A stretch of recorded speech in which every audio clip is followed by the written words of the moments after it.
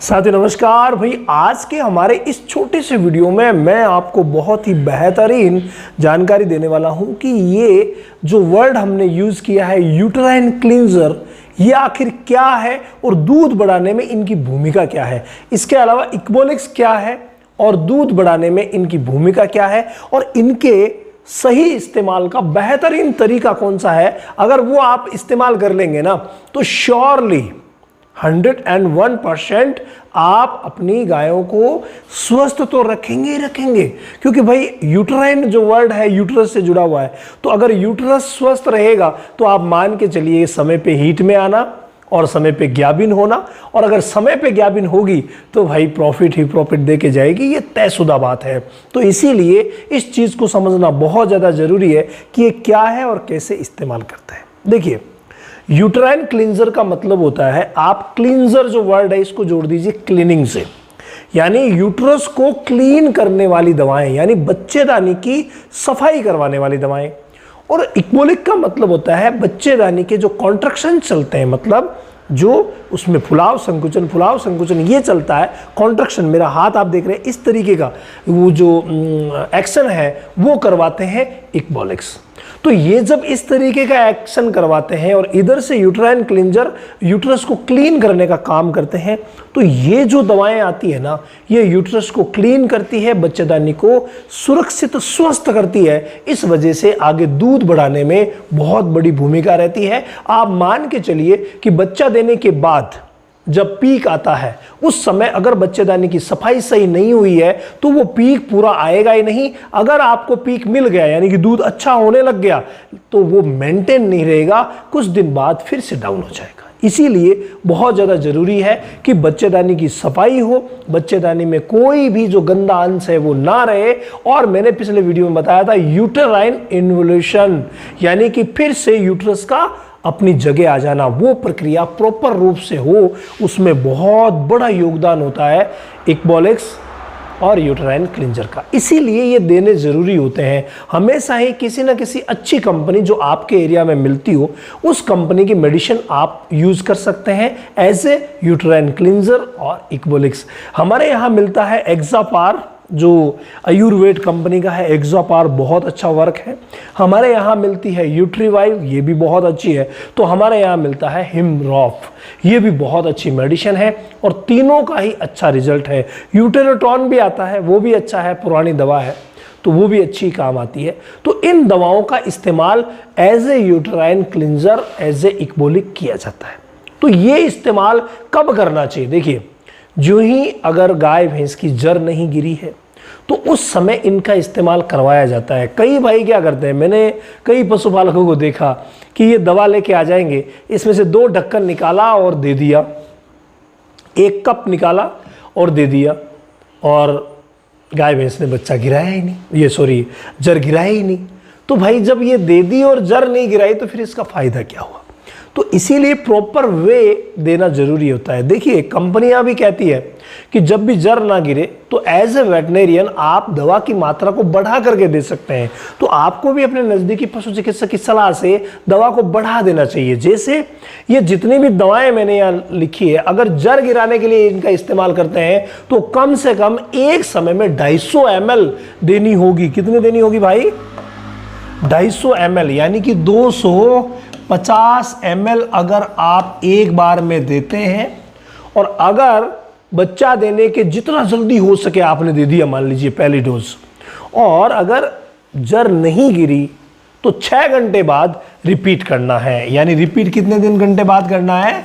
6 घंटे बाद। ये बात आपको अच्छी तरीके से समझनी पड़ेगी।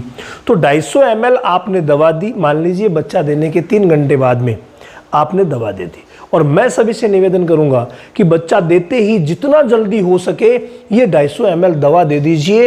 ये बहुत तगड़ा काम करेगी, चाहे जर गिरे या नहीं गिरे। आपको साहब, मेरी गाय की जर तो हर बार जब भी ब्याती है अपने आप गिर जाती, कोई दिक्कत नहीं है। जर गिरे तो भी बच्चा देने के तुरंत बाद आप 250 ml कोई सी भी दवा ला करके यूटेराइन क्लींजर और दीजिए। ये बहुत ज़्यादा ज़रूरी है। अगर जर गिर गई तो 6 घंटे बाद वाली डोज हमें देनी नहीं है, है ना? अगर जर गिर गई है तो 6 घंटे बाद वाली डोज आपको देनी ही नहीं है। क्या देना है? 100 ml दवा देनी है और वो शाम को देनी है। यानी आपने मान लीजिए दोपहर 1 बजे 250 ml दवा दी, जर गिर गई साहब, एकदम से ओके काम हो गया, तो भी आपको शाम को 100 ml देनी है।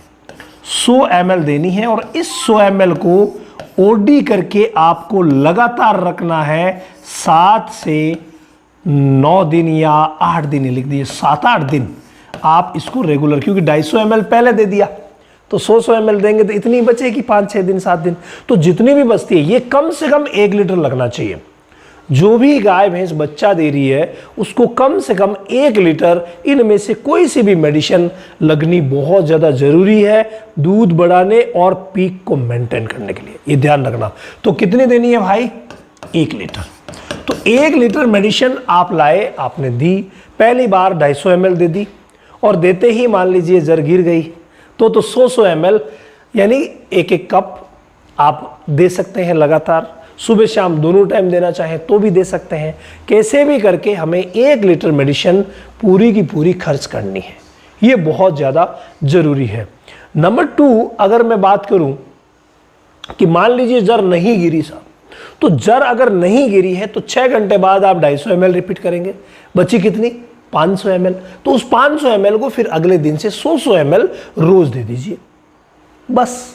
और अगर 2 बार देने से भी जर नहीं गिरी है तो उसके बाद आपको अपने नज़दीकी पशु चिकित्सक की सलाह लेनी चाहिए, या फिर आप अगर मान लीजिए खुद ज्ञान लेना चाहते हैं, नॉलेज लेना चाहते हैं कि हर एक चीज़ को, हर एक स्थिति को कैसे हैंडल किया जाए, तो रामावत एनिमल ऐप पर डेयरी फार्मिंग का ऑनलाइन सेशन हर महीने की 5 तारीख से शुरू होता है। अगर आपने अभी तक ज्वाइन नहीं किया है तो एक बार आपको, अगर आप पशुपालन करना चाहते हैं, डेयरी करना चाहते हैं, चाहे छोटी हो या बड़े स्तर पर हो, इसमें अगर आप सक्सेस होना चाहते हैं तो साइंटिफिक बेस्ड नॉलेज वाली A to Z ट्रेनिंग आपके लिए बहुत ज़्यादा ज़रूरी है, क्योंकि ट्रेनिंग के बगैर कोई भी काम करेंगे ना तो वो अधूरा रहेगा।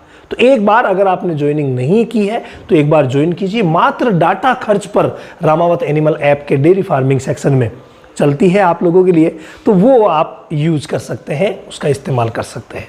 तो ये इस तरीके से 1 लीटर तो देना ही देना है, मान के चलिए। अब क्या होगा?